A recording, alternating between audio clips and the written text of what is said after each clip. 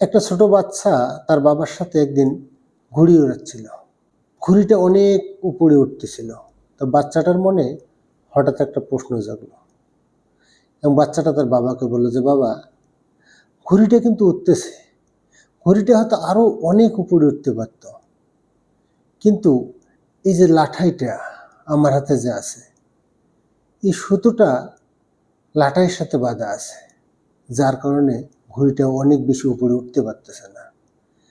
ঘুড়িটা অনেক বেশি উপরে ওঠার পথে সবচেয়ে বড় বাধাই হলো এই সুতা বা এই লাঠাই।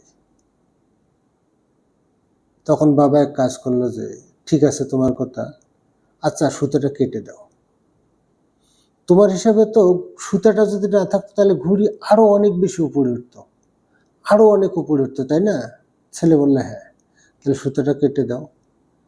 আর যখন কোনো বাঁধন থাকবে না, যখন ঘুড়িটার কোনো পিছু টান থাকবে না, তখন দেখি ঘুড়িটা আর কত উপরে ওঠে। তো ছেলেটা তাই করলো, সুতাটা কেটে দিল। সুতাটা কেটে দেওয়ার কিছুক্ষণ সময় শুধুমাত্র ঘুড়িটা একটু উপরে উঠতেছিল, তারপর আস্তে আস্তে আস্তে আস্তে ঘুড়িটা নিচে পড়ে গেল। তখন বাবা তার ছেলেটাকে বললো যে, বাবা, সুতাটা ঘুড়িটাকে উপরে উঠতে বাধা দিচ্ছিল না, সুতাটা ঘুড়িটাকে উপরে উঠতে সাহায্য করতেছিল। ঘুড়িটা যেন এদিক ওদিক না যায়, নিচে পড়ে না যায়, কোনো বিপদে না যায়, এজন্য সুতাটা সবসময় ঘুড়িটাকে টান দিয়ে ধরে রাখত।